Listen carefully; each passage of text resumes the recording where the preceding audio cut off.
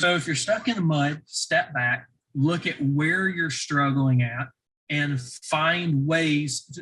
Don't try to fix everything maybe at once. Try to find your weakest area and start working towards fixing that, and then move on to your next one, and then move on to your next one.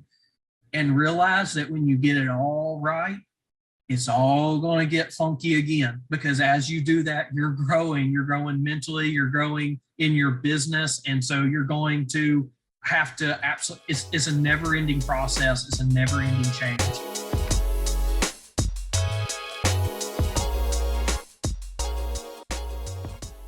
Hey, what is going on? You are listening to the Detail Spot podcast. My name is Dustin, and I'm the host of this podcast. And on this episode, we have on Justin Wise with Wise Guys Detailing out of Memphis, Tennessee. Justin's my buddy. We have a lot of fun talking, and we decided to do a podcast because he's got a lot of knowledge to drop. And it's just a really good, relatable episode because, dealing with clients and, getting out of this perfect world in social media. Me and Justin just talk all about like things that actually happen in a detailing business, things that a lot of people don't really share on social media. So overall, just a lot of fun and a really good episode. Justin's a really cool dude, and he's got a lot of stuff to share. So stay tuned for it, and let's go ahead and get into it. And if you have not already and you are enjoying the episodes and the podcast all together and you're just enjoying the stuff that's coming from this channel, if you haven't already, if you can, leave us a review on Spotify or Apple Podcasts. It's going to greatly help the channel grow so we can reach other detailers and so that they can get something from it as well. And if you can, also share it to social media, share it to your stories on Instagram, Facebook, or wherever you spend most of your time. It's greatly appreciated, and none of this is possible without you guys listening and tuning in every week, and I just can't thank you guys enough. So let's go ahead and get into the episode with Justin, and just go ahead and hang out, get you a drink, get you a snack, whatever. And just kick back and listen to Justin and I talk about detailing and all about his business, his journey. So go ahead and just tell us a little bit about yourself, how you got into detailing, how long you've been doing it, and just tell us a little bit about Wise Guys. Yeah, for sure. So I actually did detailing when I was younger. My uncle owned a small detailing shop here in Memphis, and still does actually. And so I started kind of working with him when I was 13 years old, just kind of as find a way to make a little bit of money on the side, and during the summer and stuff. And so that kind of got my feet wet with detailing. But I watched him do it, and I thought, from what he was making, the way he ran his business, I thought there's no way that I would be able to create a career out of it. It was just like, I didn't. And given at that time, detail, especially mobile detailing, really wasn't that big yet. That would have been in 2002, 2003. So, obviously it was out there, but not to the same. You had your, 2 or 3 big detail shops, and that was it. And so I never really looked into it, but I always loved working on cars growing up. We always had race cars growing up and classics. So I was always around them. But I really cared more about the automotive, the mechanic side of it, the service side. So that's what I went to college for. Went through the General Motors program and graduated through it and worked as a GM technician for 10 years at 2 different dealerships. And during that time, I started kind of getting more into the detailing again, just as a little side money, just as fun. And started, Instagram was really coming up. So I got on Instagram and I started finding people like, or finding companies like Shine Supply and different ones out there that were really killing the like social media game, just really putting out content on what it was. And at that time, I didn't know anything about paint correction. I didn't know anything about ceramic coatings. I knew how to do good interior jobs and wash a car. And I'm not going to say wash a car correctly. I'm just going to say wash a car. And so anyways, I started watching those guys, learning methods. There's another shop here in Memphis that he was selling some towels, and went and talked to him. His name's Josh. He owns a wet detail here in Memphis, and started talking to him and different stuff. And he was like, really, he's a really good guy, really supportive. And so started Wise Guys Detailing. That would have been like 2015, 2016, while I was still at the dealership.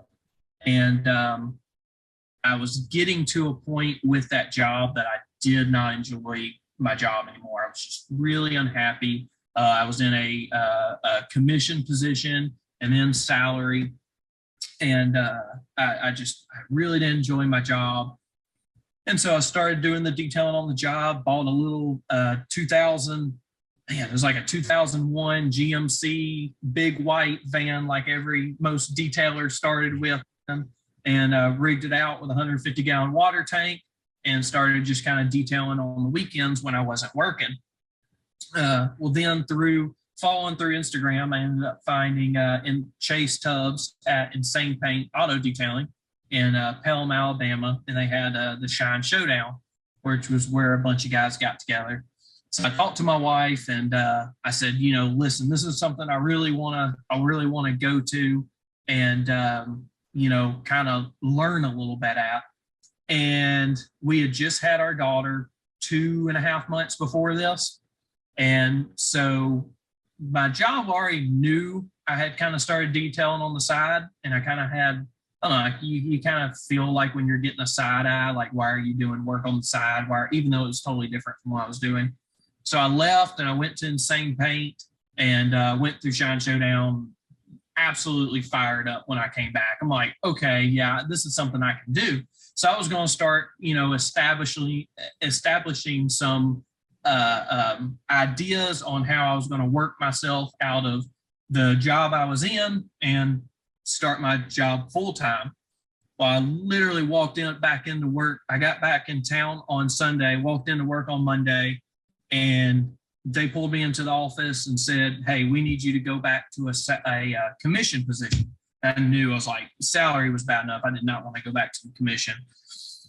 And I said, okay, just kind of played it out, went home, talked to my wife at lunchtime, came back at the end of the day after lunch and talked to him. I said, listen, I don't want to go back to that commission position. And he's like, this is all we got for you. It's that or nothing. I said, okay. I said, I understand. Let me consider this my 2 weeks notice. And he says, nope, pack up your toolbox. Tomorrow morning, you're gone. I was like, holy, and this was after 6.5 years with this business. And so I went from, basically just doing this part-time, doing this, what I knew for 10 years was working on cars, to coming back from Insane Paint and losing my job the next day. And so that was the kick in the butt that I was not prepared for in any way, shape, or form. So I said, okay, packed up my toolbox. And as I was packing up my toolbox, I got a random call from somebody. It wasn't a random call. It was somebody that knew my wife, and just out of the blue, she said, hey, I heard you do detailing. I said, yes, ma'am. She said, when would your next opening be? Of course, this was Tuesday. I was loading up my box. I said, I've got an appointment on Wednesday. Not knowing that was any appointment was available. And she's like, oh, wow, that's soon. That would be great. So scheduled that one on Wednesday and jumped out there and just went head first, and did mostly all mobile for, I would say, probably the first 2 years. I have a shop here at my house. It's a 24 by 36 pole barn, and started kind of swapping it over from basically being where I used to work on cars on the side as a mechanic and just keeping my junk in there to, okay, how can I make this a detail-oriented type of shop? So that's been, that was 2016 when all that went down. So, I've been in business, that'd be 6 years now. And ended up selling that van and ended up selling that GM van and ended up getting a trailer to pull, because that van had like 300,000 miles on it. I always had that scare of, okay, is this thing going to break down on me? And then I'm not going to have a way to work. So I ended up swapping everything over to an enclosed trailer. And that's how I worked for about those 2 years. And I'd say a year and a half into it, I decided, okay, I want to invest in myself some more, and ended up going to Shine Supply training. Flew to Ventura, California, and did Shine Supply training. And so those first 2 years, I didn't do any type of corrections, coatings, any polishings. I did help the guy I met here in Memphis, but I didn't do anything on my own. Went out there, learned a bunch about business, learned a bunch about, the paint correction, wet sanding and different stuff, and came back and booked my first job and started getting my feet wet with that. And then for the last 4 years now, that's what I basically, the whole business has kind of swapped really within the last 2 years of going from mobile to I totally redid my whole shop, put up a new ceiling, put up a bunch of lights and stuff, and swapped it over more to the paint correction and ceramic coating side of the business. And then I ended up getting a transit here about 6 months ago. I guess it was late January, early February, and got a transit. So now I run the paint correction and polishing and coating side inside the shop. And then basically just run not basic, but I guess you would call mid-range, level 1 style details out of the van on days that are either a little bit slower, maybe it's a day in between a correction or coating, or sometimes every day, and I'll have something in the shop. So that's where I'm at about 6 years later now. That's really cool. And what happened pretty much is when you quit your job around that time of like going to, that training and like got you fired up, it like kind of lined up perfectly in the sense of like scenarios, the best case scenario kind of, it wasn't at the time a best case scenario. It's probably worst case scenario then, but and now though, like long term, it was so great that it actually did happen like that.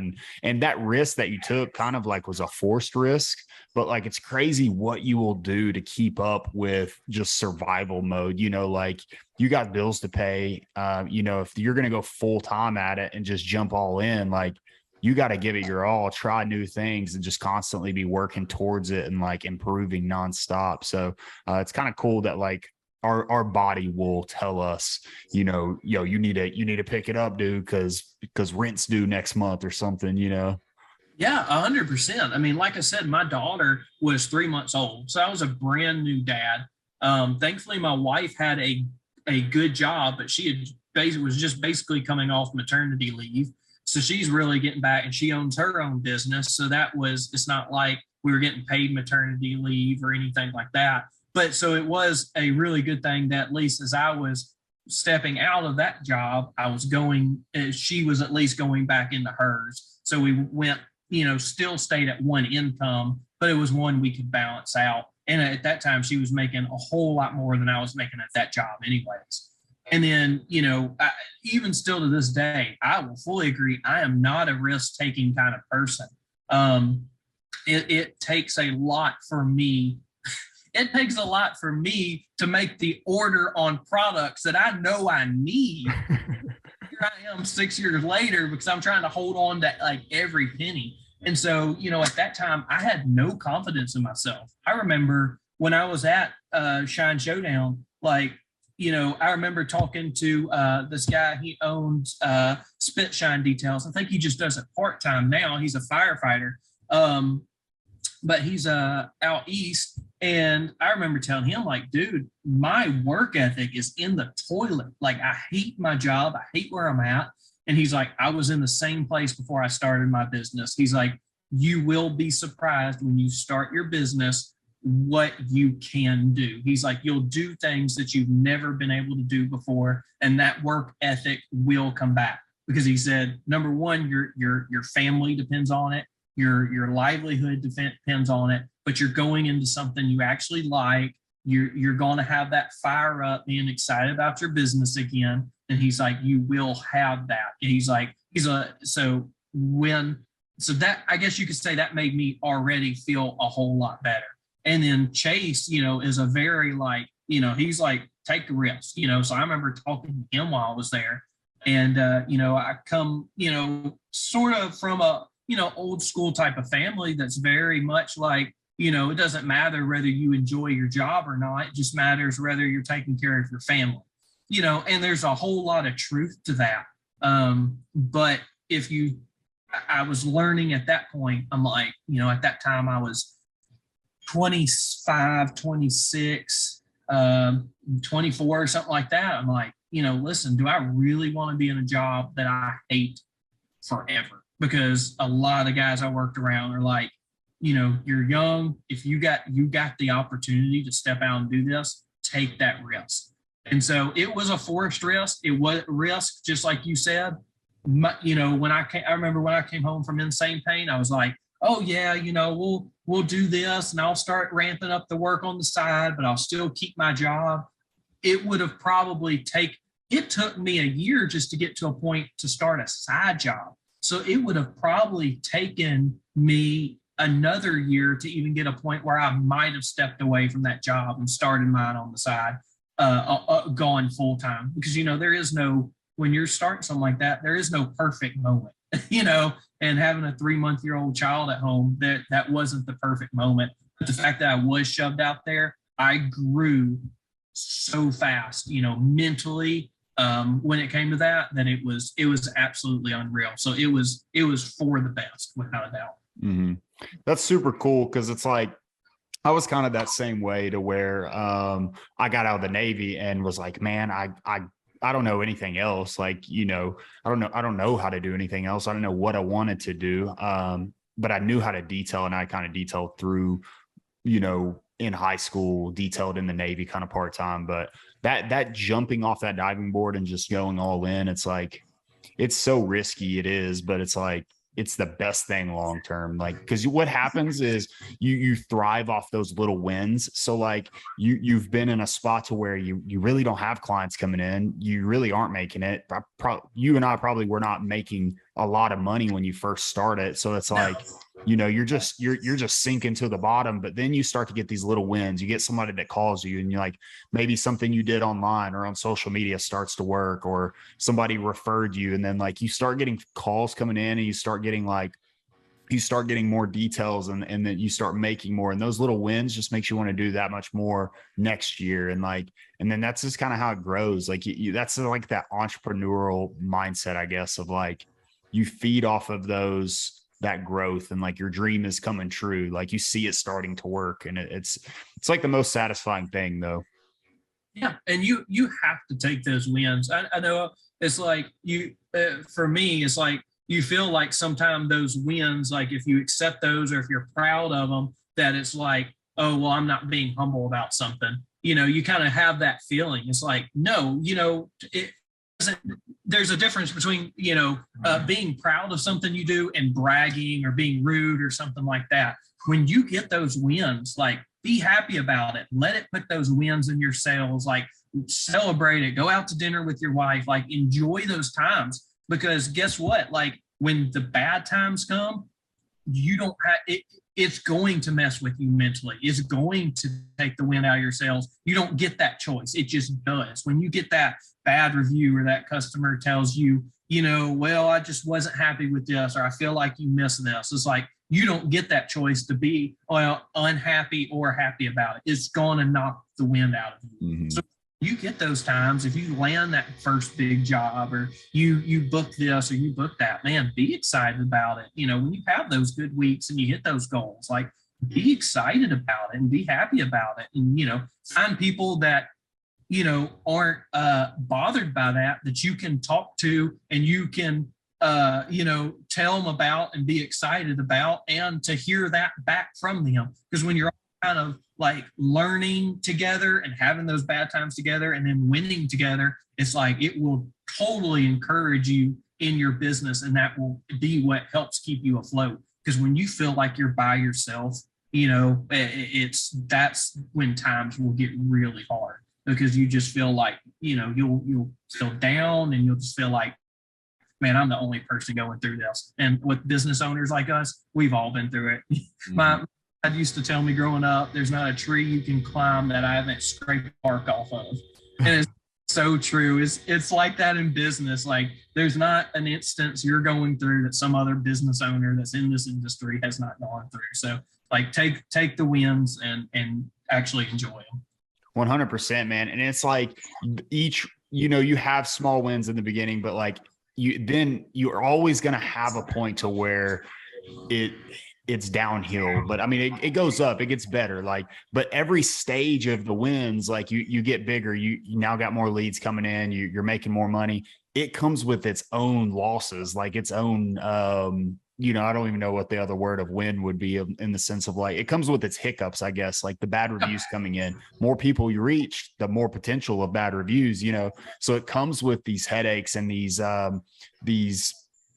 just hiccups, I guess. But like you almost have to be grateful of like, at least like 2 years ago, 3 years ago, 4 years ago, like I wouldn't even be in the spot to know how to handle this because I didn't have leads. I didn't have, so it's like, you can almost look at it as like, hey, this is where I'm at now.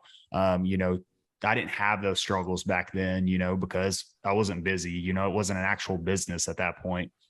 So yeah, you almost got to look at it as like grateful of being there. Cause it does like it, once you start, maybe you get to a point to where you have employees and whatnot, and then it's like a whole nother battle, or bigger shop, more overhead, whatever the case is. It just comes with its own stress levels. And you're right, man, it is an industry to where like plenty of people out here to help and talk to. But when you're working on a car solo and like, even when you have guys in the same shop as you're still detailing that car by yourself. You're still polishing it by yourself. It is kind of a lonely industry as well. So like, you don't have anyone to sit there and relate with when it comes to, man, how do I deal with this bad review? Like, cause you care so highly of your business. Like when those things come in, it's like, it hits you in the heart, man. Like, so if you don't have anybody to relate with, it's like when they come in, it's like, man, the stress goes through the roof. Yeah, without a doubt. And it's learning how to deal with those situations and cope.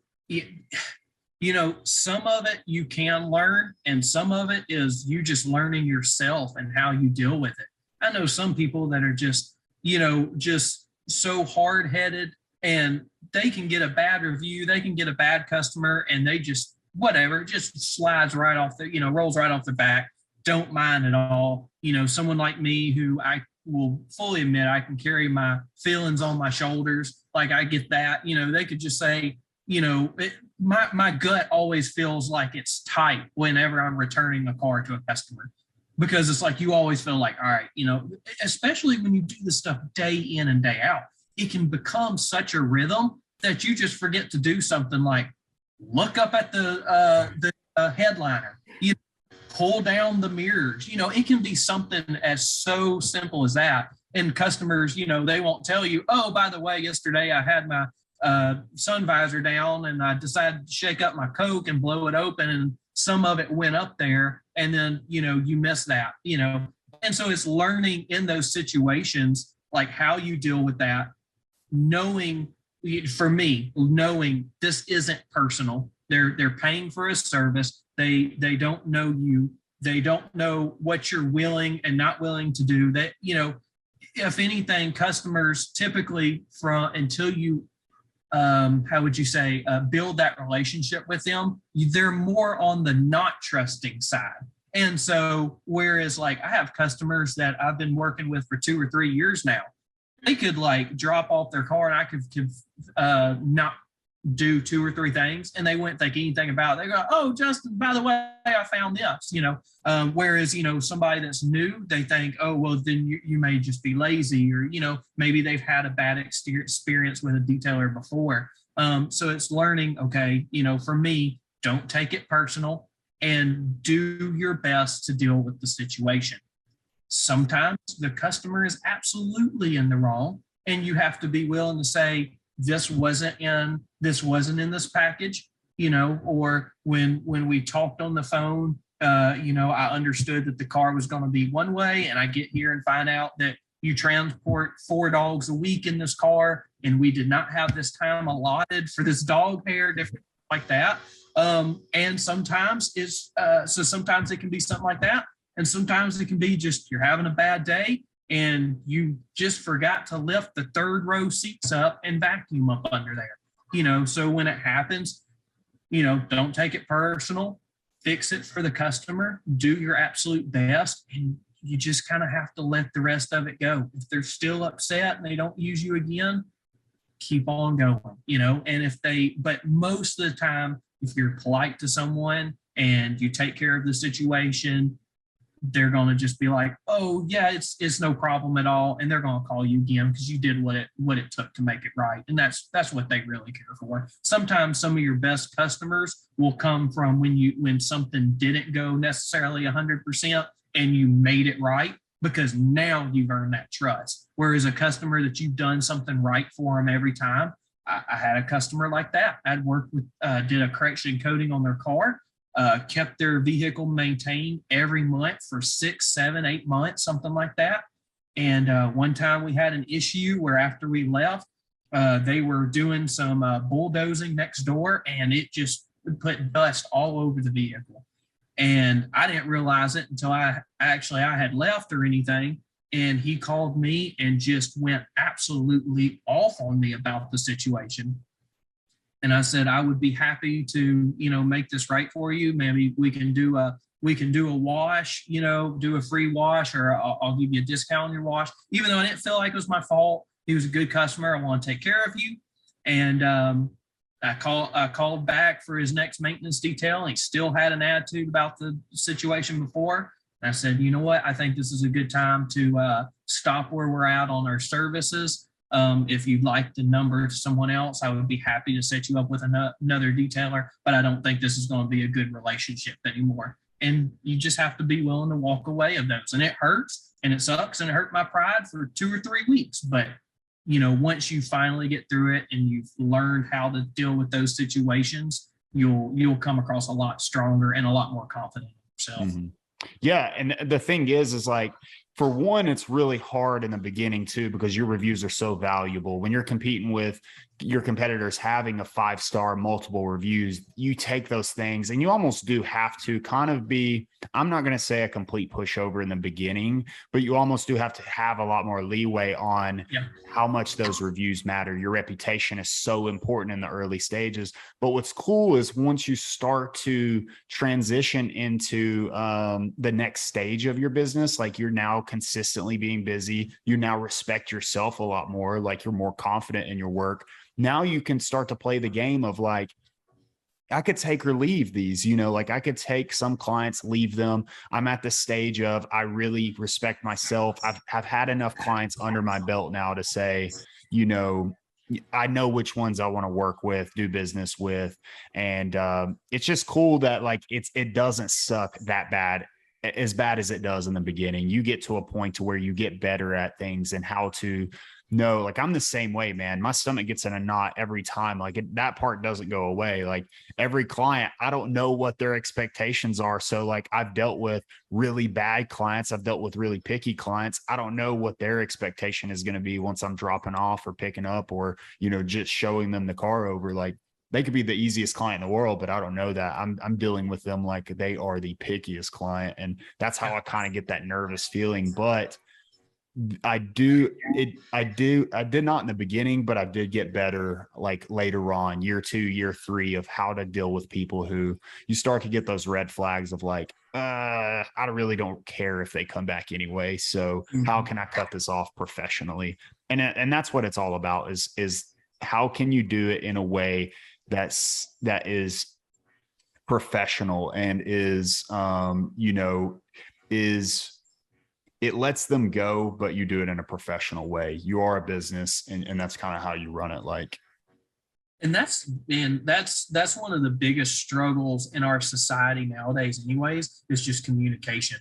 I mean, communication is just so key.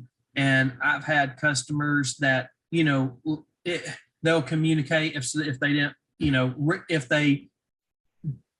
will a lot of times not get the communication when everything goes right. You'll get the communication when something goes wrong.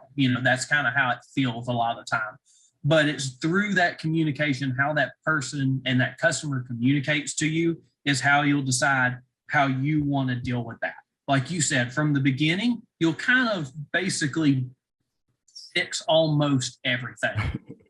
But I had a customer kind of the same way, did his first mobile detail. We did his first vehicle. It looked great. The second vehicle was supposed to be there at a certain time. Left us waiting on it for about 30 minutes before it actually showed up. So, you know, it was eating in our time. We got kind of pushed light on it. And there was one area on the back of the seat that he wanted to have clean, didn't say anything. We were kind of rushing. It was very basic detail on the interior, and we didn't do it. So if he would have messaged me, you know, with what I would consider a respectful message when he came back, and I always stay out there and kind of show my customers the vehicle before I leave. I'm like, you know, if you see anything that you're not 100% with, let me know. Let me go ahead and knock that out for you. Nothing got said. Well, then I got a text message. I guess it was the next morning. And the whole text message was, you know, kind of questionable. And then the last line was, I expect you to do better next time.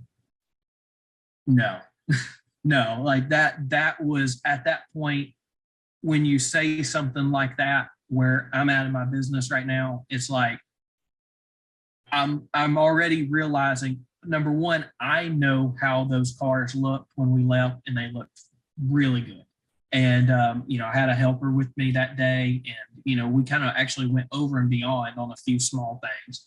And so I know that they were up to what I would expect it out of those cars. And so the fact that, you know, when you get that, I expect better next time, that was that key of when I hit it and when I heard it, that's like, this is going to be a situation that in the future, it's not going to go like I would want to. This is a customer that I'm going to have to deal with this very often. Especially if they're already not being, valuable. They're not seeing your time as very valuable by showing up late and different stuff like that. And then just saying the stuff that you don't feel like is very, respectful when they text you. You'll start learning those little keywords and those little ways that customers are talking to you that you're like, okay, this is the time. It's move on from this customer, you know, and let them find someone else. Because if you fix the situation or give them a discount or something, it's never going to be enough. It will happen again, and it will happen again. And at that point, you're killing your bottom line, you're killing your profit, you're killing your time.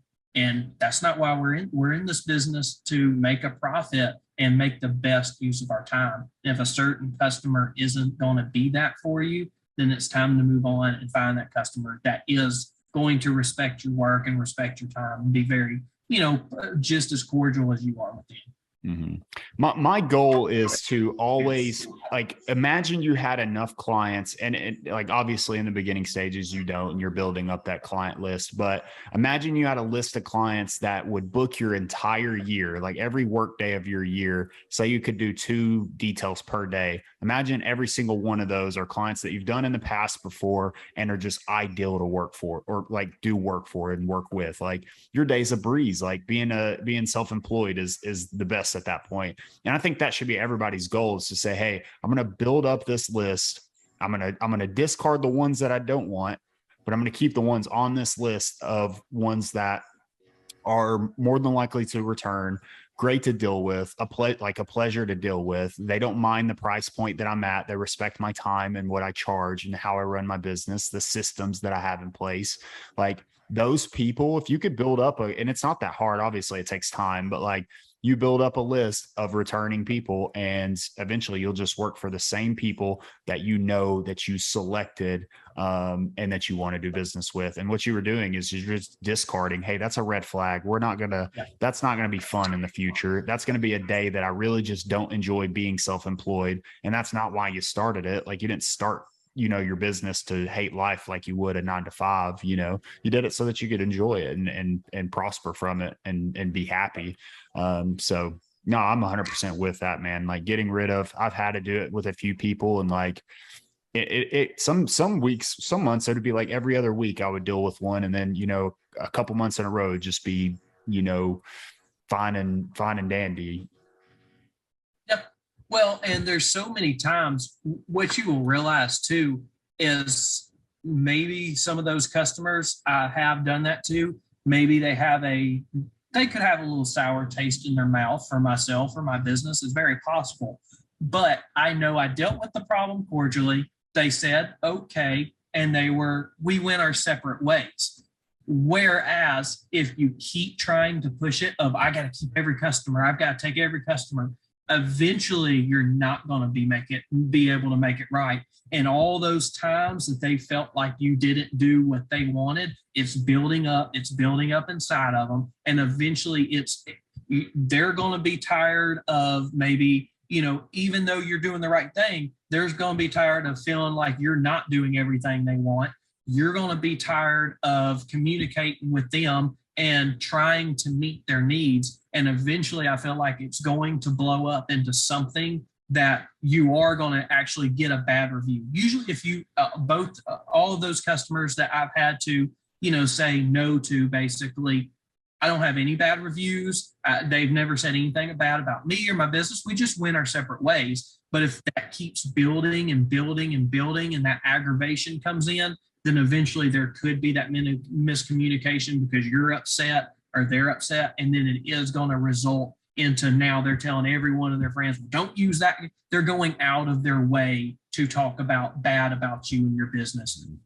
You're really stopping an issue before it could get even worse than you're already seeing it could be. Yeah, you're 100% right. I actually never thought about it that way of like in the beginning. And you probably had these clients too that like you did at the very early, they did return, you built a relationship. It was just the wrong relationship because when you do start to pivot, it's like, man, now how do I transition away from these people? There were clients that we did in the early stages, like I'm talking the cheap days. Like when I first started, you don't know your pricing structure. You don't know really how to do anything. You're like, oh, $50, I'll be over there tomorrow. It's like that in the early stages. And he's like, oh man, I'll keep you busy. Like I got all kinds of friends. And like you say yes to every red flag in the early stages. And it does get to a point to where what you did is you built a relationship, just the wrong, unhealthy business relationship. Because when they do want to cut ties or you want to cut ties, now that relationship is built. Now they're just ultra salty because they know you at a level that, they shouldn't know you, I guess, like, because you should have never really got it to that point, but it is. And you've done it a few times and now they're just going to spread the word bad because really those people that you're targeting early on is like the clients that a high ticket price would steer away essentially. Yeah. Yeah, absolutely. Yeah, you're taking on the worst of all. The customer, whether they're mean, not mean, happy, sad, it doesn't matter. It's money in the door, and that's what it is. And yeah, I would say most of those customers, at least for me, I would say most of them kind of faded themselves out as I built the business. Typically with people like that, they're going to, if they're really cheap, they're not always going to be the most loyal because they're looking for the cheapest price. So as soon as the next guy comes along that happens to be a friend with them or a friend of a friend, they're usually going to move on to that next client. So for most of the part, I would say most of them did like that.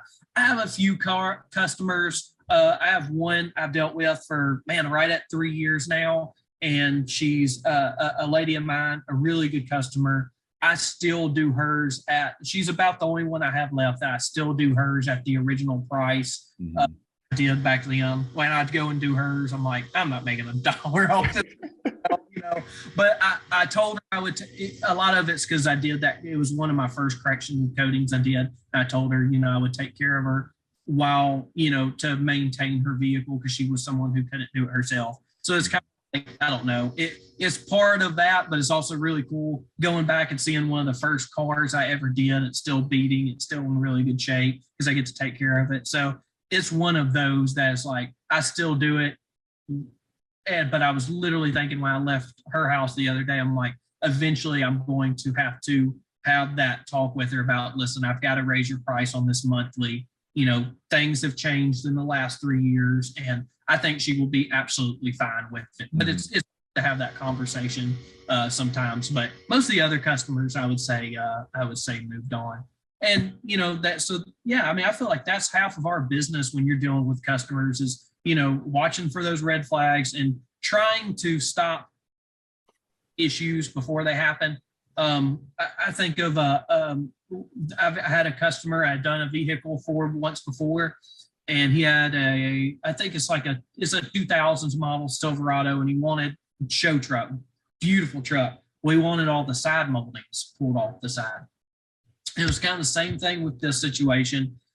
He come in there, I knew what he wanted. I knew he was more picky. He loved this truck. This was me 2.5, 3 years in the business.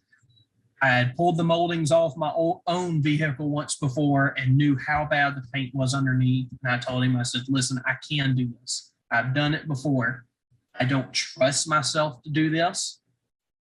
I think we should set you up with someone else who can do a much better job with you on this vehicle, make sure you're happy and make sure it's done right.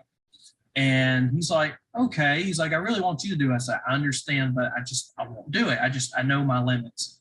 And sent him to the other guy, Josh, that's a detailer here in Memphis. And Josh took care of that truck and did a awesome job. And he goes to Josh every time now. But it goes back to that whole seeing an issue before it starts and fixing it. Difference is this guy still talks to me. He still comments on all my stuff, likes all my stuff. Like he's still even though he uses the other guy now, he still supports my business. He still, you know, does things like that. If he sees me at a car show, he always comes up and says hello, even though I'm not his detailer anymore. So we have a great relationship just from seeing an issue before it arose compared to, again, wanting the job, trying to go into something, even though that'd be a little bit different, more trying to tackle something I wasn't comfortable with, but that's a super important part of the business. But I could have tried to do that for the customer, maybe messed up his paint, maybe messed up his truck. I would have done the job, but now this guy's upset. He doesn't trust me. He's telling his friends and other guys at the car show, well, don't use that guy. He really messed up my vehicle, you know? So even though I didn't get to keep the customer because of that, he's happy. He still likes me. He still likes my business. Like that's how you're going to save face and keep moving forward. So it's the same way with those customers that may not be right for your business. For another issue, it's finding a way to help them in another way with another business or whatever before things could turn bad. And that's how you're going to, in a lot of ways, keep bad reviews from coming on. Mm-hmm. And the thing about those sod moldings too is there's a lot of variables, and it's not even just like whether or not, because like oftentimes they will need wet sanding from the etching that's underneath, but like sometimes it's so far bad that it's not even repairable. Like they'll etch so, and especially on like an early 2000s Chevrolet, like, you know, if they're not treated right, like that's a lot of etching. And I actually I did a Ram. We did a bunch of like Ram and like 2-year-old diesel trucks. We had a lot that would come through and they referred a bunch of business to us. But one guy came in and he wanted his like debadged all the way around the truck. I'm like, okay, cool. I knew it had variables, but like I didn't know to what extent. Like I knew that I could repair almost anything that was under there, whether it be wet sanding and buffing it out. But this one, someone had repainted the doors and they had cleared over top of the emblem. So you had like, just picture like the factory paint under the emblems, and then they re-cleared on top of them. It was a disaster, nowhere near repairable whatsoever. And but they're already off, and it's like it went through that communication of saying, hey, you know, I did warn you up front that whatever is under here, it's obviously not our fault. We remove them the safest way we possibly can, but what's under there is past us. Like if it's something that's unrepairable, you know, that's past us. And he was completely cool with it, but it all came down to, you know, how we set expectations up front, how we communicated through. If he would have threw me a red flag, it would have been like, nope, not doing this. You know, that's not one that I really want to touch, because This could be worst case scenario. And now I have worst case scenario client. But like you said, it's all how you communicate it, and like you referring him to that person and saying, hey, this isn't a job that I really want to take on. Like, I'll send you to a guy that I know will take care of you, is just as trustworthy, just as professional. That to me is like, that is a guy that probably still would refer people to you as well. Yeah, I think so, without a doubt. Mm-hmm. So what is something, say, we'll end it off with this. What is something that you would give, say it's a new guy or a guy that just really needs some motivation right now when it comes to maybe they're stuck in the mud and don't know how to get out of it? What's something that you can give them? Oh man. It's so cliche to say push. But man, that's what it comes down to so many times with our businesses and everything else in so many ways.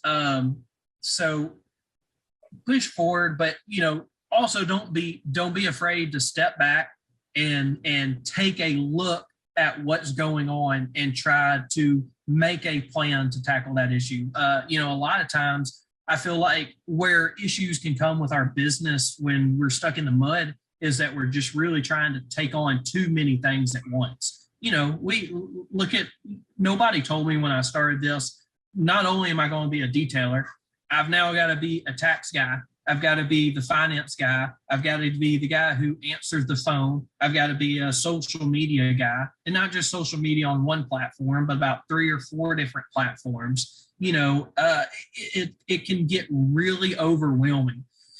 So if you're stuck in the mud, step back, look at where you're struggling at, and find ways.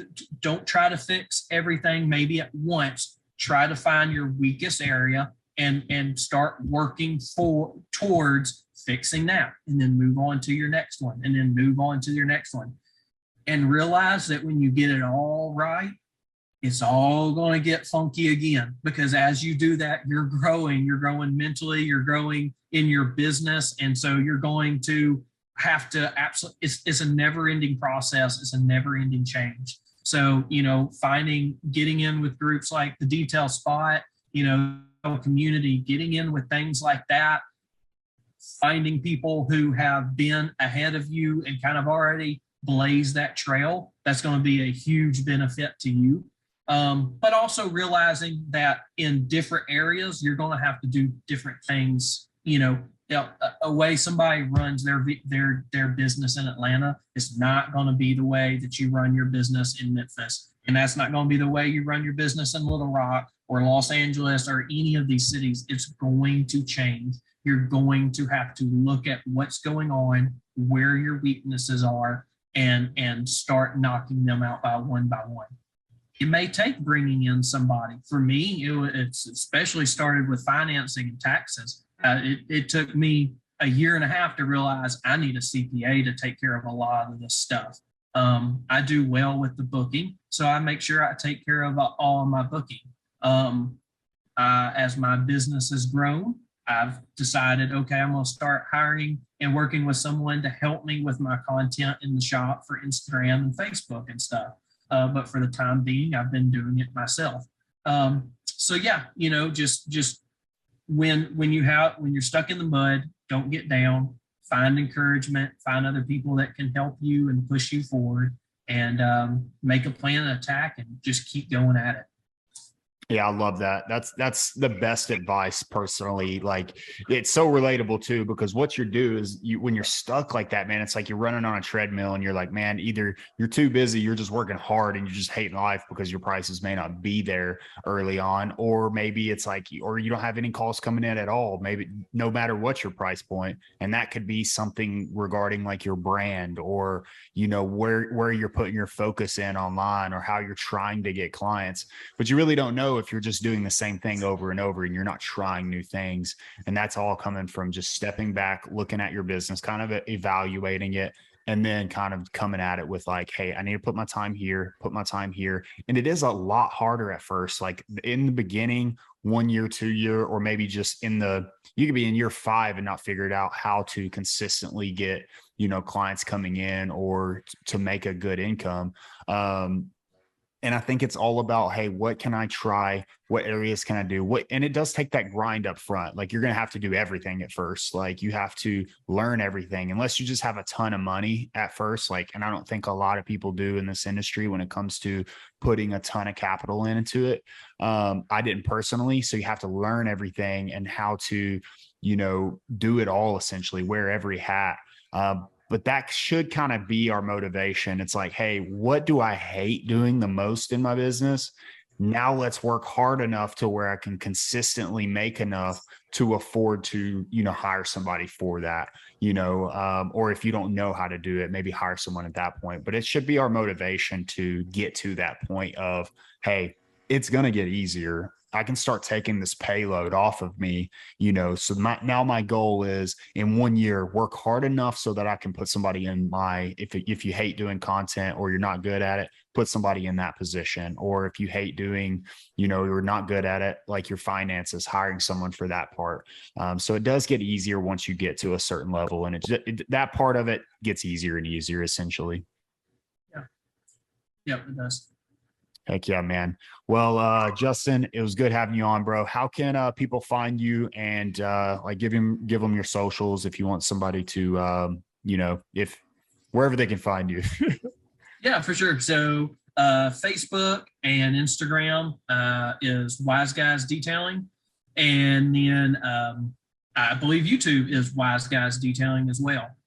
So I don't really have a whole lot on YouTube, so that kind of comes to that whole. I've been hiring somebody to help me start putting out videos. I would definitely say where my business is right now, it's more as far as the video point, it's very based towards customers, helping them find, tutorial, different stuff, how to different stuff. But my Facebook and Instagram are linked. Instagram's where I do most of my stuff. And I kind of send everything out from there. So I actually try to put motivational stuff on Instagram and different things. So yeah, you can check me out on there. And if you have any questions, always feel free to hit up the DMs and ask me any questions or whatever. I'm always happy to kind of help out and man, learn from other people too. So sweet. And are those shirts and those products ever going to be like available to detailers out there? Yeah, I would love to. The t-shirts, I've got 3 different styles right now. So yeah, that was sick. I've got the hot rod version on, and then I've got a 70s and an 80s version. So both of those you can order through me through Instagram. And the detailing products I am working on learning how to do shipping. So yeah, that's a whole nother ball game. So, but it sounds like you'll be able to kind of help me in that area. So that'll be good to kind of push forward with some different ideas with that. So yeah, I'll have those available as well. Awesome, man. Awesome. I do love the shirts, by the way. That is it for this episode of the Detail Spot podcast. I had a lot of fun talking with Justin and just relating on so many different levels when it comes to, owning a detailing business altogether. And I hope you guys got something from it as well. And again, if you haven't already, if you can leave a review on Apple Podcast or Spotify, it greatly helps the channel grow. And if you're getting something from this channel, and you're enjoying them, it would be greatly appreciated. It's going to help us reach other detailers so that they can get something from it as well. And again, I can't thank all of you enough for tuning in every week and listening to, the episodes that get released. So I appreciate all of you. And as always, shoot me a message on social media if you ever have any questions, want to run an idea about somebody, or just want to connect. I reply to all of my DMs, and I'll make sure to get back to you. And also, if you ever have a topic you would like discussed on a future podcast episode, definitely let me know that as well, and I'll make sure it gets mentioned in one, and I'll make sure it gets talked about more in depth. So as always, I appreciate you, and I'll catch you on the next episode of the Detail Spot podcast.